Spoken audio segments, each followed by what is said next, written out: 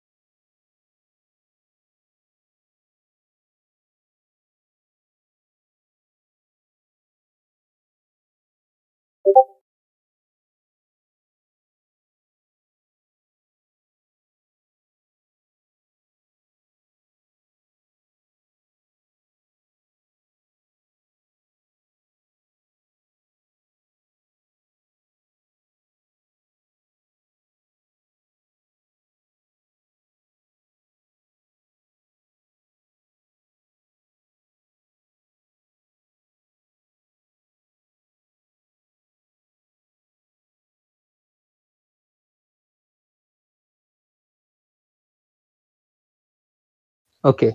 I think it's good time that we should get started. Can everyone hear me? Yeah. Okay. So, okay. So, good evening, everyone. In today's session, we'll be talking about how to contribute to open source software. So, Satish, he'll basically start with what is open source software, how he started his journey, and then he'll also give us some advice on how we can start with open source contribution. Okay. Now, contributing to open source projects is one of the best ways to learn the industry best practices. You will end up learning a lot about testing, documentation, then CI/CD, packaging stuff, and a lot of other things which you don't get exposure to in your day-to-day work. While building Jupyter notebooks or writing Python scripts, you don't get exposure to all these things like unit testing, packaging, CI/CD, etc. Okay, so contributing to open source is one of the best ways to learn complete software development lifecycle. Okay, now you might have already been through Sitish's profile, but I would still like to take a minute to introduce Sitish to the community. So Sitish is currently working in Consite. Before that, he worked on product-based companies where he spent most of his time reading research papers and implementing them. And he worked on projects from both NLP and computer vision domains.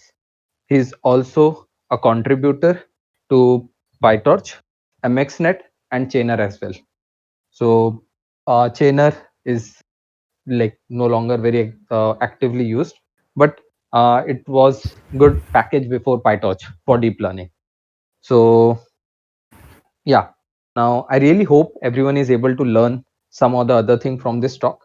Everyone will find some value, and yeah, like try to learn from his experience. And he's very approachable, he's very friendly, very humble, down to earth. So try to ask a lot of questions, and he'll, I guess, will be really happy to help you out. This session is intentionally kept short so that you can ask a lot of questions. Okay, so yeah, that was all about Satish and about the talk. Now over to you, Satish. All the best. Hey, thank you, thank you. So first, so the our main topic today is contributing to open source. First thing I would like to tell you is that this is not a technical talk in the sense that we won't be teaching you how to use GitHub and those things. It's more or less like my personal experience and reflection on how I have approached it and maybe how I could have changed and how easy it is once you get into the communities or start contributing there. So that's what it will be about. One thing I would like is I would like very active participation. I would like to ask questions. Feel free to interrupt me and ask questions. That's fine as well. And yeah, I guess let's get started. So like Ankur has already introduced you that I am actually working as software engineer at Quonsite. So the primary thing that I do right now is contribute to PyTorch. Like that's my daytime job. So how many of you here have used SciPy? Even? Very less though. Uh-huh. So right now, so there's a module in SciPy called Special, which has special functions like Bessel's functions, and then some crazy functions like those, which are like not like the general functions like sine, cosine that you use in day-to-day life. But so that's currently what I'm focusing on. In the past, I've contributed to PyTorch, MXNet, Chainer. I've also contributed a very small patch to SciPy, so that's there. And previously, I actually started my career as a research engineer and deep learning engineer, actually. So I used to train models and deploy them and stuff like that. So I would also like to know how many of you are not from like CS background. Myself. Myself. Uh, Actually, Myself, please take your name and then say, because it's hard for me to realize otherwise. So, I'm Uh, I'm Nakul. I'm not. uh-huh. So could you also tell what background you come from? Like just Yeah, I come from mechanical engineering background. that's nice. That's nice. Someone else? Yeah. Mayur, I am not. Hi, Manoj here. Eh, Yeah. Okay, I And am from electronics and communication background. Same here, by the way. So I'm Mayur here. I'm not. Uh-huh. I'm from mechanical background. That's cool. That's cool. So, how many of you think that it's hard for you guys coming from some other domain because you haven't been taught like Python actively? You think it's hard or not really? What's your experience like till now? Not really. Yeah. Anyone else? I just started with Python recently, so I'm feeling more and more comfortable as the days are going by. So I don't think it's not that really difficult. That's good. That's good. So my main point is, so CS as a field is really good in the sense that almost everything is available on internet, right? Like example, mechanical engineers. I'm pretty sure you can't learn mechanical engineering on just sitting on computers. So the good part of computer science, I feel, is that you can learn everything online, and that's still fine. I mean, if you have a formal education, that's really good, no doubts. But you can still learn everything online. And so, actually, my university just had C for the first semester, and it was like very preliminary. Everything that I've learned mostly is like on the internet, Stack Overflow, reading books, blogs, stuff like that. So I think the main thing is, even if you are from a different stream, that's fine. So actually starting the talk. So what is open source software? Can anyone take a guess, or anyone knows already?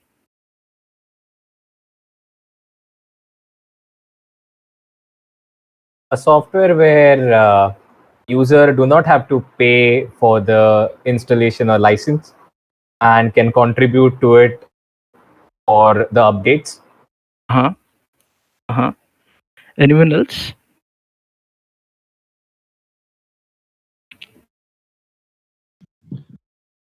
For open source, it's something like the code is available online. You can see the backend codes, how it is running also. Right, right, right. So that makes sense. So the main thing is that, like you said, the source is open, source is freely available. So do you think like this is important to have? Like the source code should be available, or it's fine? Like companies like Microsoft should keep their source code closed. What do you feel about the same? If the source code is open, people can contribute, but the drawback is they can also copy, make some minor changes, and have their own thing. Right. Right. It's up to the company whether they want to, give it to the audience or keep it with themselves. Right. That makes sense. Anyone else has opinions about the same? Feel free to say your opinion. Like there's no right or wrong. So feel free.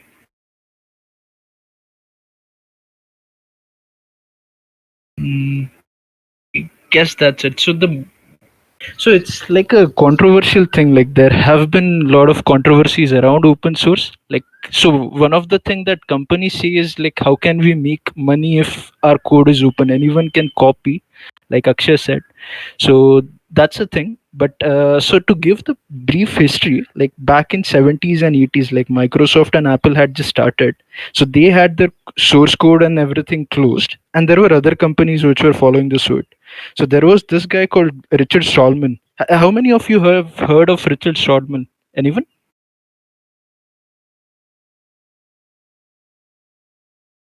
No, I guess. No. So how many of you know about GCC or GNU project or Linux GNU? GNU for Just heard of them. uh-huh. Cool. No worries. So I'll tell you more about it. No worries. So what happened was, this guy was a really smart fellow. He was at Harvard. Then he was doing some internship at MIT, I guess. My story is slightly hazy, but bear with me. So they had a printer which was the only printer in the whole building. So printer source code was open, and they had made some features to notify users. What happened was the printer got like damaged, and they had to replace it, and the new printer's source was closed. And this guy was pissed off, and he saw that same thing is happening over everywhere. So he started writing open projects.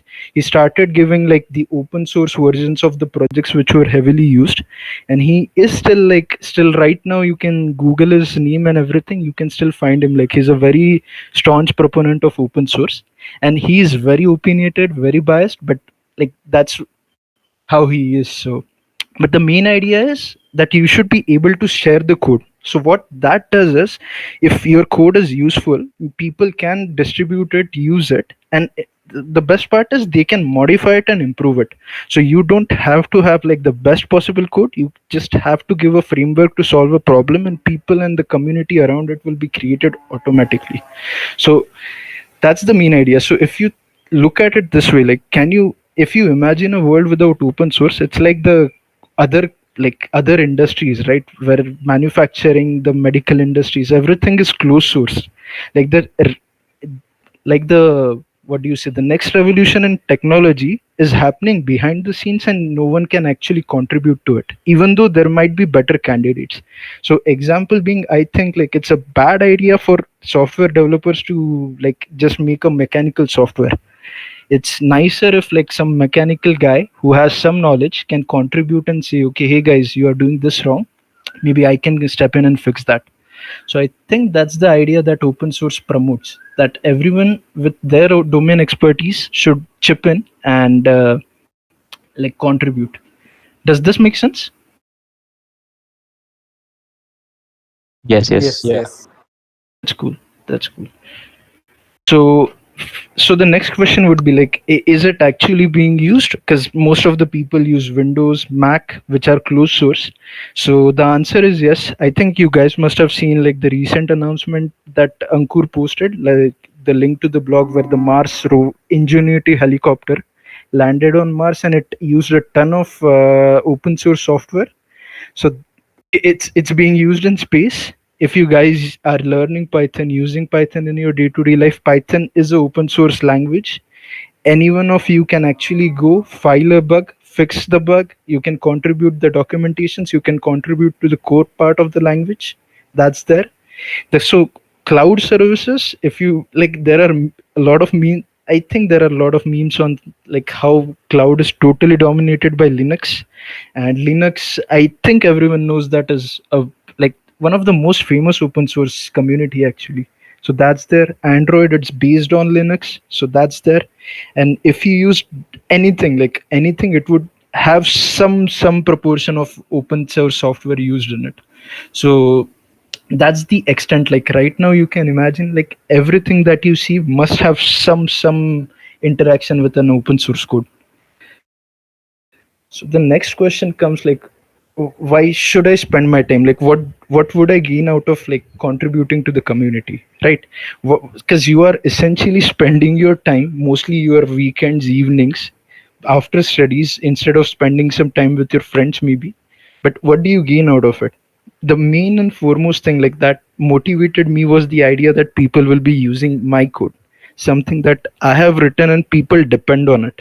So that I think is pretty cool. And when you see like these Mars rover landing news, or like the stuff where it is being used, you feel good about the stuff that you've contributed to. So that's one thing. Second is learning. So how many of you are working right now?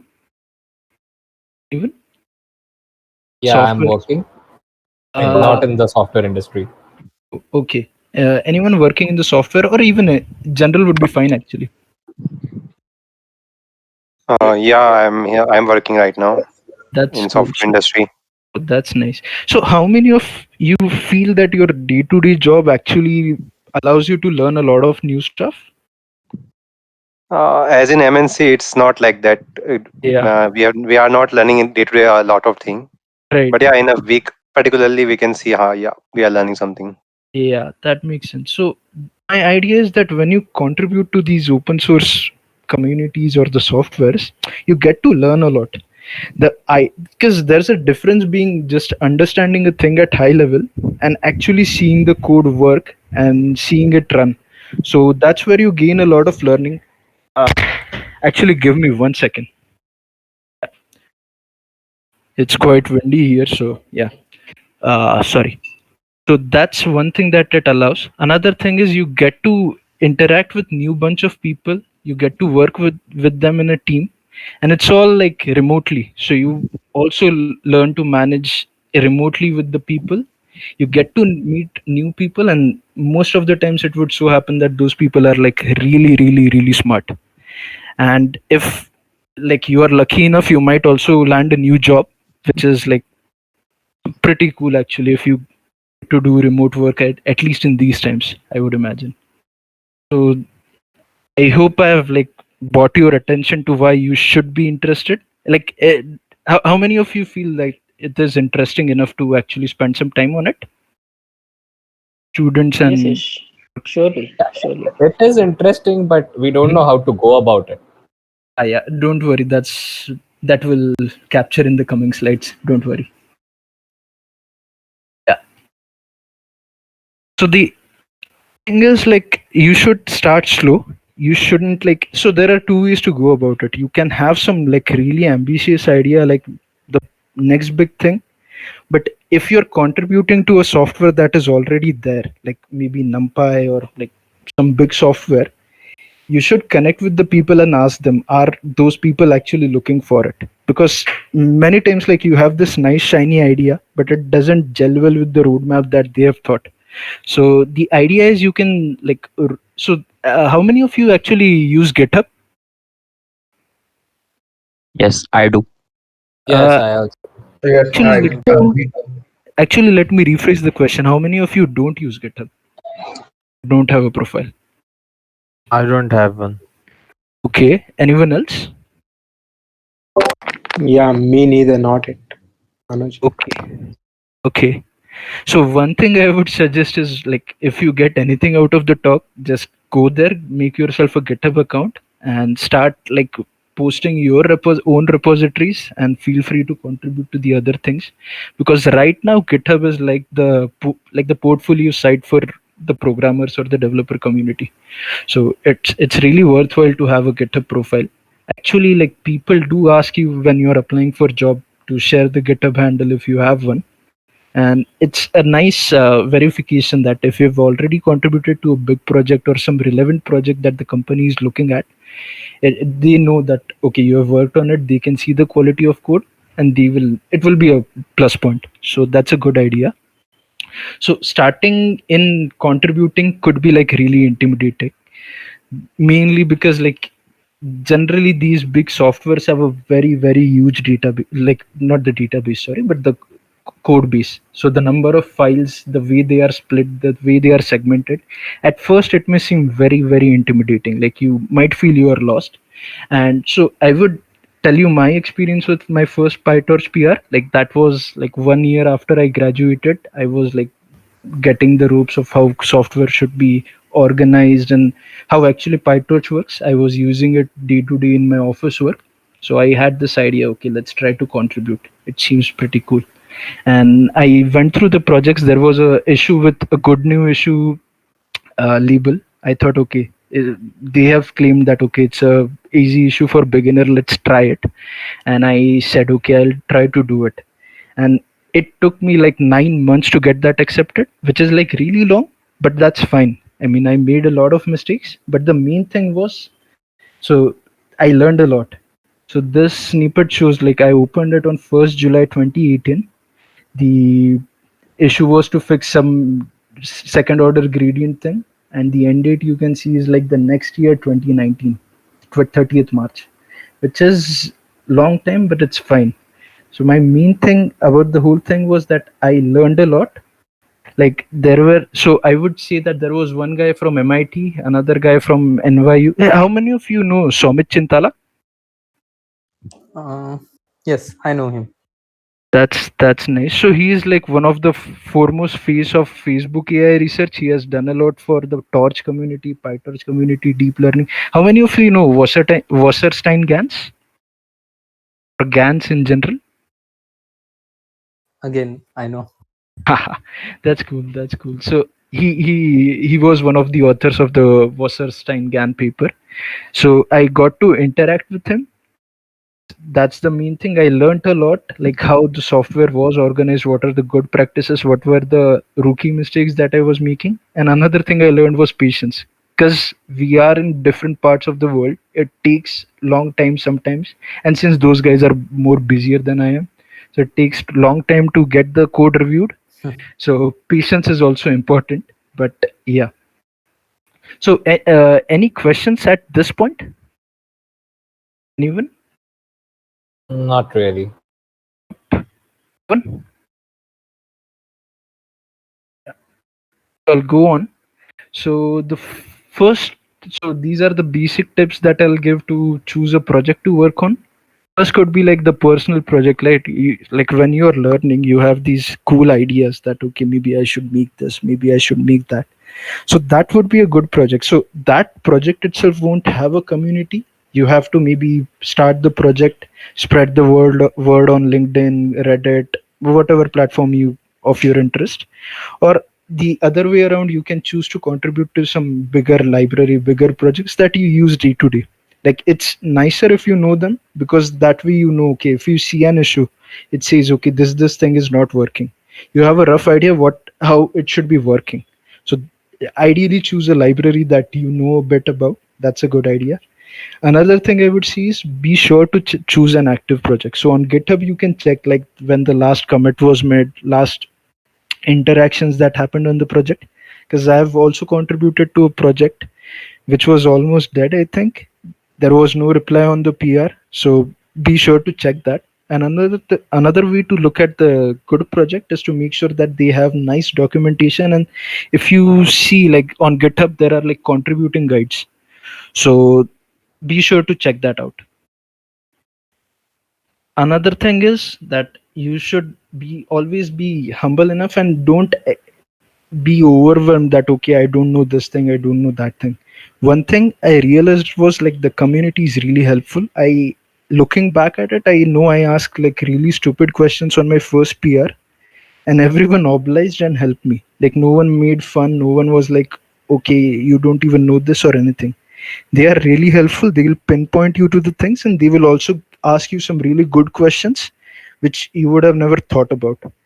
So the idea is, don't worry, just ask any question that comes to your mind. Be polite, don't be like rude, and don't trouble the maintainer saying please review, please review. Be patient, though those guys are human, they have a lot of work. And so these are only few things to keep in mind, and that should do it. And I don't have much to say about other things, so feel free to ask me questions and I can answer them accordingly. That would be much easier, I think.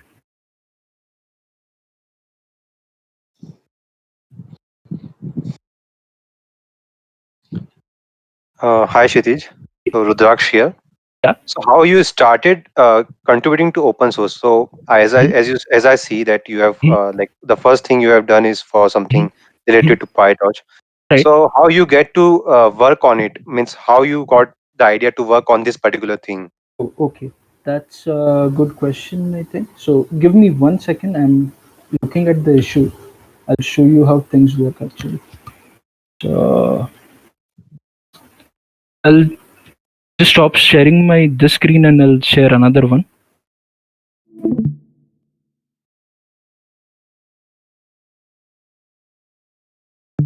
Screen visible?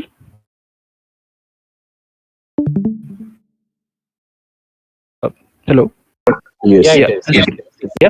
So if you see, like, you can, this one says like you can discover easy issues with good first issues label, and just click on it, and you can see like there are tons of issues which say, okay, these are good as first PR, and you can try it. And note that not all of them are actually good first issues. Okay, sometimes they are mislabeled, but that's okay. You can at least go there, ask some stuff. Okay, I'm looking to solve it, and can you guys help me pinpoint like what will be a good file to have a look at, or how should I start? So that's one thing. Another thing is, like, if you go, so big projects generally have contributing guides, so they tell you how to build the code, how to run the tests, how to contribute. So they also suggest about the structure that the code base has. So that's a good start. So sorry. I think Anyone that said was it? just the background noise. No worries, no worries. So these are like few good pointers to look at when you're trying to contribute. Does that answer your question? Yeah. Thanks. No worries. Anyone else?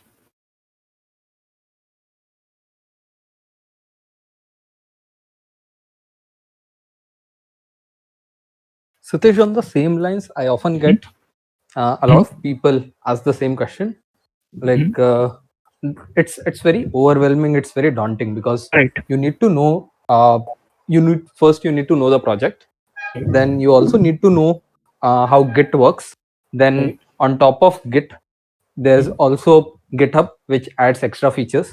Then how do you make a pull request? Then like, so there are a lot of moving parts even to change or fix a spelling mistake.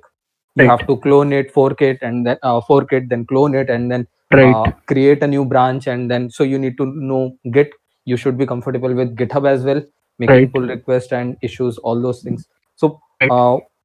because of all these different moving parts, it becomes really becomes a very complex task for a beginner, because Right. he need to know all these things to Right. just fix or make a fix a spelling mistake. So Right. what is your advice, or what is your view on this? So this is almost like you're learning a new library, right? When you're working on a new project, you maybe don't know the parts of it. Like when you're learning web development or something, you have to learn like maybe connecting to databases, connecting to like having your front end, having your back end to APIs and everything. So it's something like that. So these are the basic technologies that you need, and they, trust me, they are easy. They're Stack Overflow. You can actually connect with your friends or mentors. Like I'm pretty sure they can help you out, and so the thing that I've realized is everything like open source projects and contributions, these are like your daily routine sort of stuff. Once you get used to it, it's a skill, right? You don't forget skills easily. They may get rusty, but you remember the core concepts.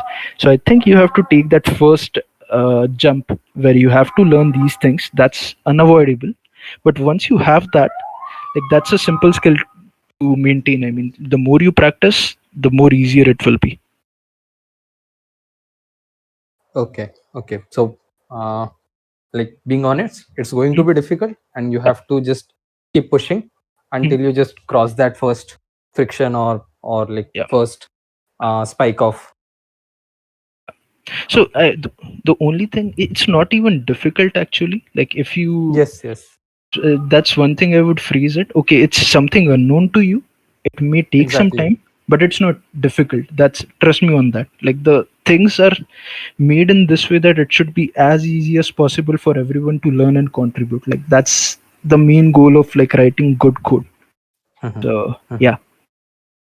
Okay. So the important takeaway is, it's not difficult, it's unknown, and that is what makes it look difficult. If you Yeah. get comfortable with it, you'll find it much more easy, much more natural, and much more like approachable, या फिर much Right. more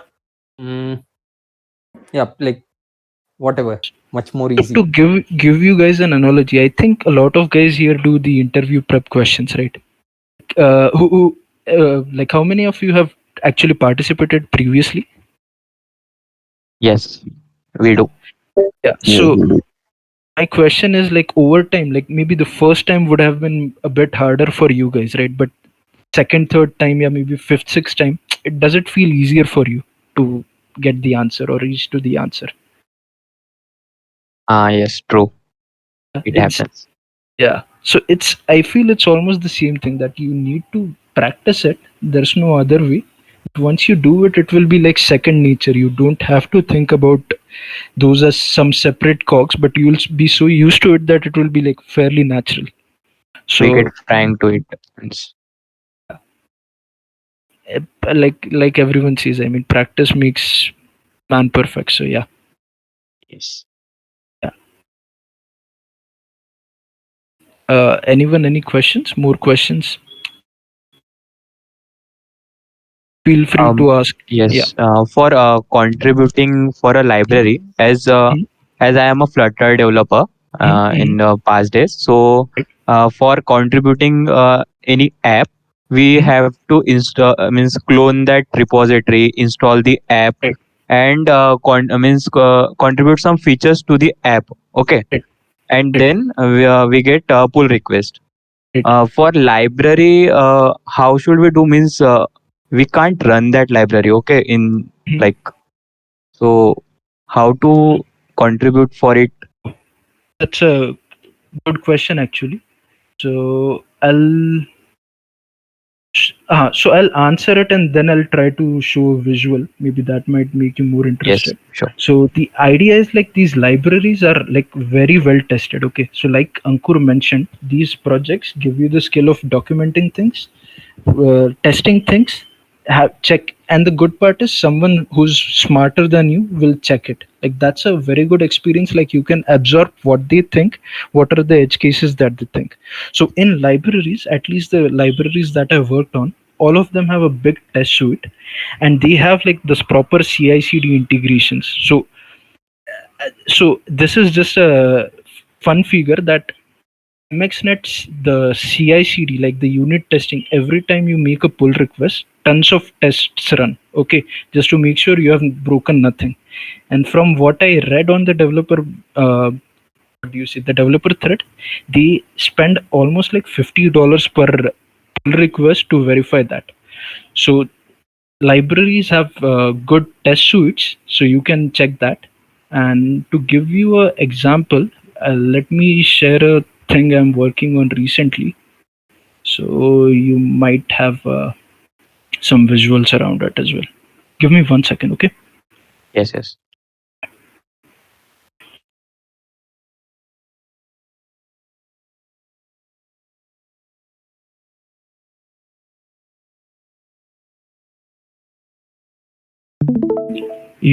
So is the screen visible? So a library to a user is a library, but for the library developer, it's the application itself, right? You can actually test pieces of the code. You have some unit tests. Okay, you know when you call this function, it should behave this way exactly. So for libraries, you can write your own unit tests, and that's how it would work. So does that answer your question? Yes, yes. Okay, got that. It's cool. Anyone else?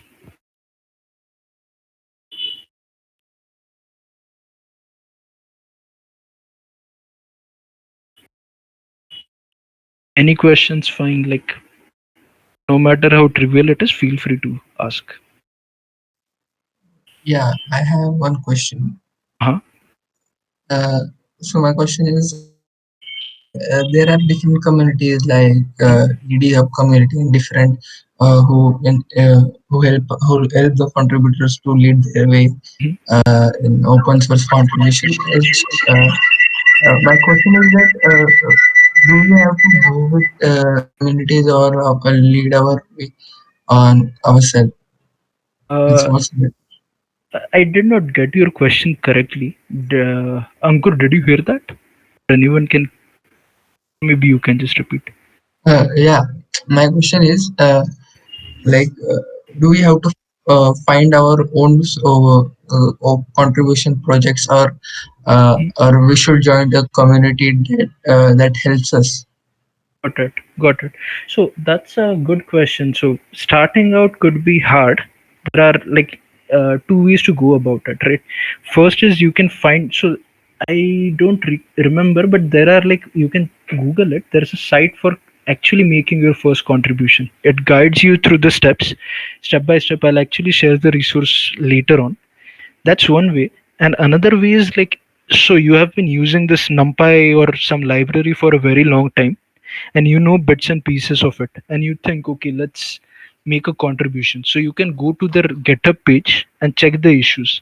If you can also search and maybe search for easier issues or something whichever is close to your heart and choose one. Like you can probably spend a day or a half to actually just choose the issue that you want to solve. Once you know, okay, this is the issue, you just comment there, okay, I want to fix this issue. if you don't know anything about, like, don't have exact idea, you can also ask, like, can anyone please point me to how to fix it, and someone will reply.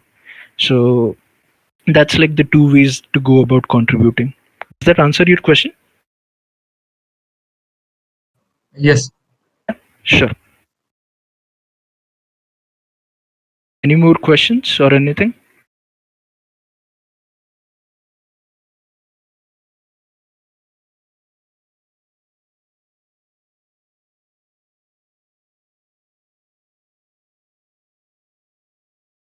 Up.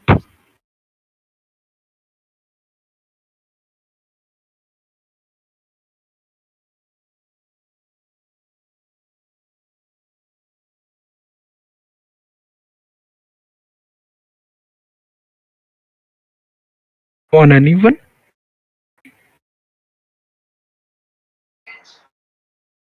Nothing ideally. Was the talk too good that you have every, like, doubts cleared, or like you do, like, sure, like there's no question?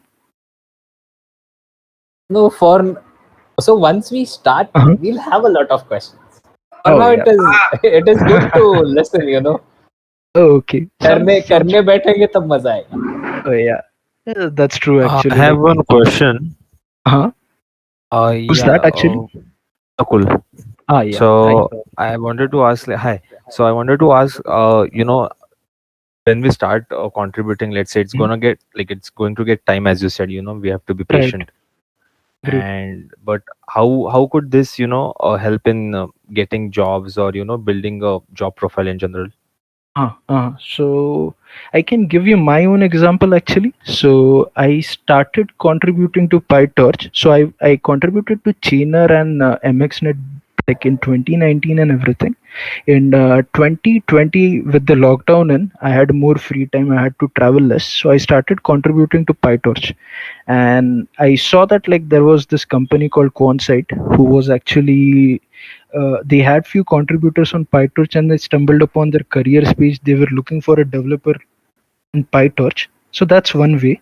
Another thing would be that, okay, so whenever like if you're starting out, if a recruiter wants to see how good you are, everyone knows, right? Like the coding rounds 30-minute, it's more of a pressure test than actual coding skills. Like good code can come in one day, but it could be really good, really elegant, really maintainable. So how do you test these sort of skills, right? Coding can be done like in 30 minutes, you can have a working solution, but is it really maintainable? Because companies do care about maintenance things. So GitHub or these open source contributions show two things. Okay, you can contribute to a big project, you can understand like very big library and contribute to it. And second thing is, if you take the ownership of it, like if there comes a new issue on the same thing that you worked on, and if you have actually fixed that issue again, you take the ownership of it, that's another way. Then there are like other ways, is like actually if you become very much involved in the community, sometimes the communities are big enough that you can get paid by the community, like the Linux ones, or there's a NumFocus foundation which covers if you contribute a lot to NumPy, SciPy, and the projects which fall under that. So these are few ways that, like, open source contributions can make your profile stand out. And another thing is, like, everyone does college projects, right? If they had like they have final year projects, they have to do it. Like there's nothing stand out about that. Okay, except for like there could be a really good project, but that's another case. So this actually shows your skill of gelling well with the team. You know how you can contribute good code, it gets accepted and reviewed by the people who know their stuff. So that's how it can boost your profile. Does that make sense? Okay. Yeah. Okay. Thank you.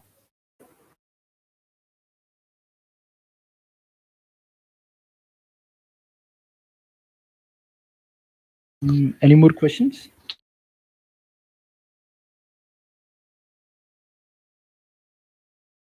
As you contributed in many of the libraries, okay, so in your GitHub profile, there are any batches, or it's means it's saying that you are contributed on that, where it shows on GitHub profile? Yeah, I can actually share my handle and you can have a look. Okay. So I'll share it on chit chat. So recently, actually, I got that Mars badge, luckily, because I had like a very, very, very small patch in SciPy, luckily. And yeah, I've shared my profile there. You can ask me more questions if you have.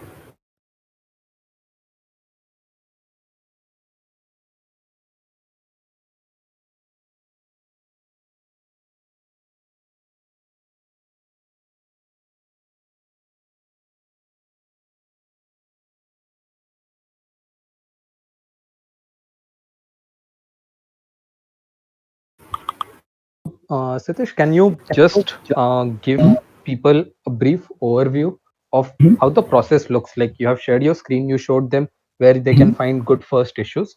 Now, can you just show them what to do? Say, you go through a couple of issues, then you Mhm. click here, then you click here, Okay. and now Mhm. after this is how you like clone it or fork it, and then like, can you just like give a very brief overview of what the process Uh, looks like? yeah, I can try like from the I can take for example the first PR that I had Sure, sure. and how I sort of went about it.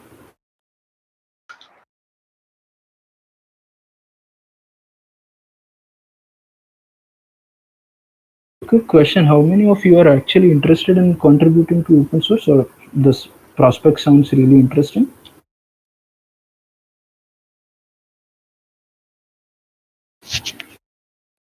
It does sound interesting. That's cool. That's cool. And I've contributed to a few projects, so Uh-huh. I know there's a tons of learning to it. And if someone can do it on a regular basis, that would be really amazing. Yeah, like it's an understatement how beneficial it can be. Like the great things you can learn. But yeah. So this was the issue that started it, and the label. The reason I chose to do it was labeled newcomer, and I just said, okay, can I give it a try? And so you can see, like one of the maintainers, Sumit, said like you can go for it. I really had no idea back then, like how the code was structured. I just asked, like from what I could understand, this has been implemented here, this and that. So this TV fellow, so he is like one of the more prolific contributors to PyTorch. He guided me saying, okay, this stuff resides here. Maybe you should take a look at this point. This is how it should be, and this is what you should do. Right. So I had now a rough structure. Okay, these are the files that I want to make changes to, and what changes I want to do. The next part was actually making the changes. So the first thing that you do is generally when you go on GitHub, you fork the project that you want to contribute to. That's how you can make a pull request. So once you fork that project, you how many of you use Git or Git clone and like actually pull the code?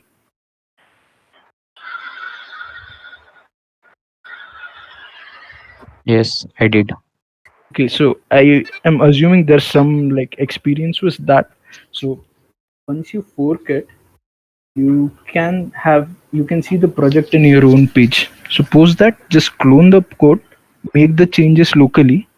Once you make the changes, like the contributing guide would have like where to make the test changes, like where to add tests, or maybe the helper would have told you, okay, this is where you want to add your tests. So once you do that, you can make a pull request very easily. So to do that, do I have a fresh branch? No, I don't. So generally what you do is you actually push your code, you make a new branch, and there's very easy option to make a pull request. Unfortunately, I'll try to see. Give me 1 second. Mm,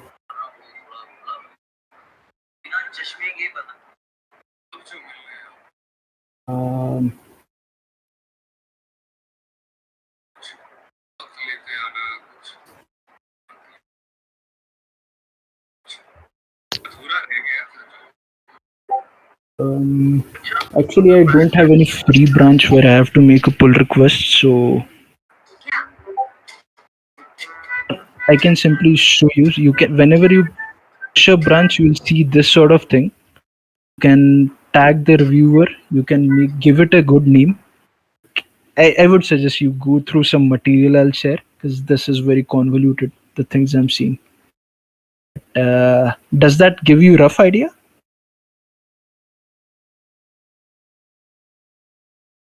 Yes.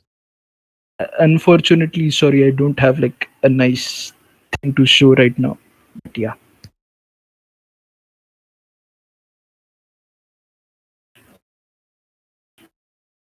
One basic thing is you have to first fork the Git repo, then clone it in your laptop or in your system, and then you'll have to create a new branch for whatever issue you're trying to fix. Okay, you never fix the issue in the main branch, because first they'll have to test it, and once all the test cases pass or like are successful, then only your code will be merged. So always create a new branch to add any new feature or to fix any new bug. Okay, Confession to make, the first PyTorch pull request that I had, I actually used my master branch to make the pull request. So I was embarrassed about it, but ideally don't do that. Make a new branch with like feature XYZ. That's a good idea, because even when you have to like rebase and do some slightly advanced stuff, it makes it slightly tricky if you do it on master itself. Yeah.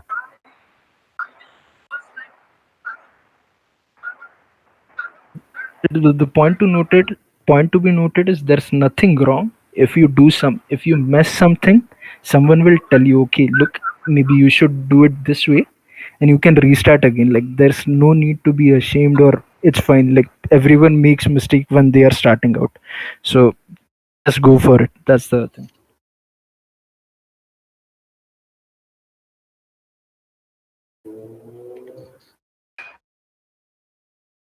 Ankur, you were saying something. Sorry, I interrupted you there. no, like I was saying the same thing, that just create a new branch and then make all the changes. Writing test case is important, and once you are done with that, push it to your original Git, and then from there you can make a pull request. It's something like very natural. Like think, whenever you're contributing, think of it as your own project. Like it's not a something else, but it's something that you own or you use daily. So you want it to be the best, and so to keep it the best, you have to apply the best practices or the best ideas that you have. So keep testing your code so that there are no regressions, and the good documentation is really important. Another thing is, like whenever people are starting out, like sometimes you feel okay, so there are a lot of documentation issues with all the big projects. So if you can go, you can always see like module docs or module documentation issues that will always be there. And sometimes you may feel that okay, these are trivial issues that you don't want to solve, but trust me, documentation is as important as the like main code that executes the main thing, because like it's the interface for a user to understand what the library does. So you can also start out with documentation fixes which are like relatively easy. You don't have to build the whole project, but they are good starting points, and then that way maybe you get to interact with the community more, with the maintainers, and then you can start taking slightly more challenging issues and then take one step ahead every time.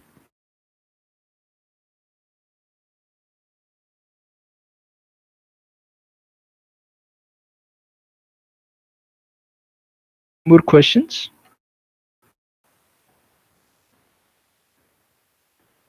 This like approach is really good, because Mhm. if you're fixing some documentation issue, then you don't have to actually write test cases, you don't have to make sure your logic is correct, or you don't have to be afraid that it will break something. Okay, so you just can understand the complete flow. How do you fork it, then you clone it locally, then you make changes, then you push it back, and then you make a pull request. This will help you to understand the flow of making a PR or contributing to the project. And then as Sitish said, you can make it or take it a step, make it a bit more complex every time you make a contribution. So next time try to fix not documentation but some code issues, then try to write some test case as well, and then keep keep making it difficult every time you make a PR. So I've shared a resource. It's GitHub repo itself called First Contributions. So it will mostly walk you through the exact steps like we have said. I'll actually give me 1 second. Share it on the screen. Everyone, feel free to interrupt if you have any questions at any time. This will actually walk you through the steps to do your first contributions. So feel free to go through the repository and yeah.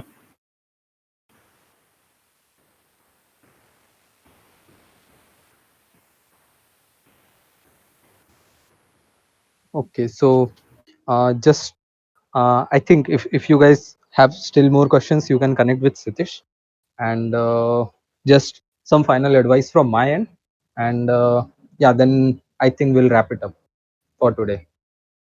Okay. Sounds good. Does anyone have any questions? Okay, great. Great. So first is do your homework. Like whenever you see something new, if you don't understand it, Google is just one click away. Google everything that you can. So don't ask people in the forums for, can you share some good resources? Can you share me a YouTube video? You can actually go and Google about it. You can actually go and you search the same question that you're writing there on YouTube or on Google. Just copy paste instead of writing it in Discord, sorry, GitHub issues or comments. Just copy and paste it in Google, and you will get the relevant links. Okay, so it's really important that you do your homework, because this allows the next person see that you are already taking efforts. You have already been through some of the stuff, and you have already uh, like done all the trivial stuff that can be done. Okay, and that will encourage him to help you out. Instead, if somebody sees that you are like just asking all the resources there, you are like in open source, nobody is going to spoon feed you. Okay, it's really important that you do your homework and then only approach questions or things that you find it difficult. Okay, a lot of times you might not know what is the right thing to search for. You can go and write that thing. Okay, what do I search on Google to do this? Okay, so that is good, but doing your homework is really important. Whenever you are approaching someone, remember they are extremely busy people, and it would be great if you can do your homework before time, so that you can show your work and they'll be like in a better position to help you out. So that is first advice. Second is the learning that you get through contributing to open source project is immense. Like as Sitish said, it's an understatement actually that you learn a lot. It actually changes you as a programmer. So when I first started creating my first package in Python, so I started learning a lot about packaging and how to create packages and how to deploy them or host them on Anaconda and PyPy, pip, all those things. So I ended up exploring a altogether different space. Okay, I knew SciPy, Pandas, NumPy, and data science, machine learning, deep learning, but this was completely different from me, and I realized importance of a lot of different things. And I went down the rabbit hole. I learned a lot about CI/CD, then writing test cases, unit tests. These are writing good documentation, and these are some things that you never do or practice in your college, in your projects, or anywhere else.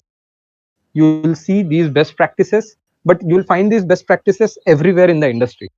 So industry is using it, but you will not use it like in your day-to-day practice in your colleges, or nobody will teach you about these things. So a lot of people actually struggle with test cases, CI/CD, documentation, because you are not habituated to it. So it completely opens a different space altogether, or different area domain of programming for you to explore and widen your knowledge and to become a better software developer. So there are like 10 different things that you still don't know about software development, and contributing to the project, any open source project will allow you to first identify those unknown domains and then also learn from them.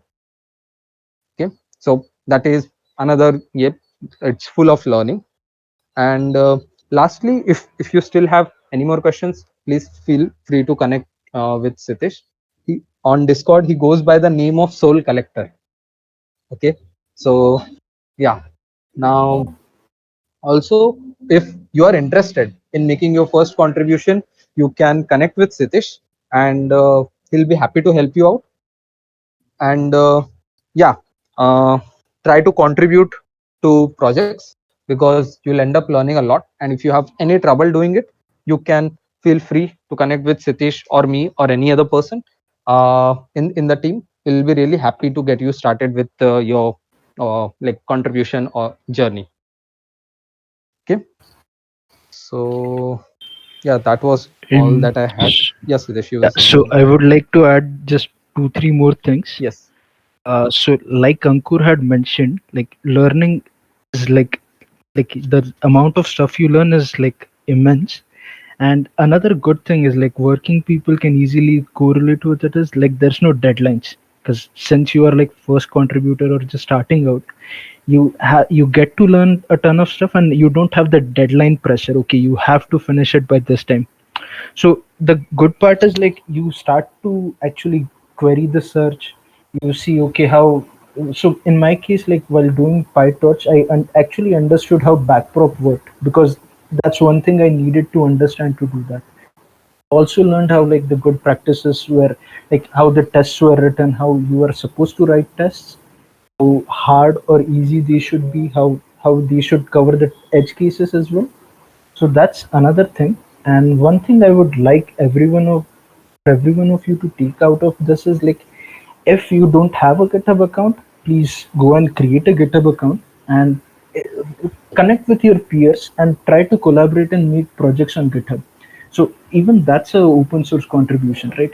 Like you and your friend or maybe colleague or whoever might have some cool idea. Okay, maybe let's make I don't know, some project, some machine learning project to identify vada pav versus pav bhaji or whatever.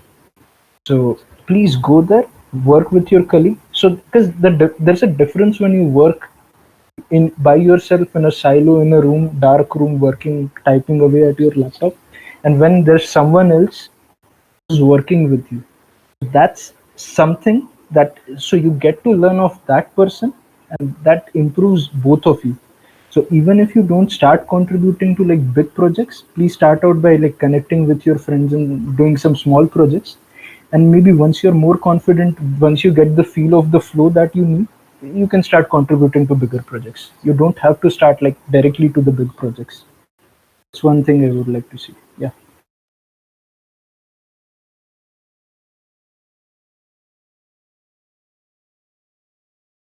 Okay, so thank you so much everyone for taking out time and being present here.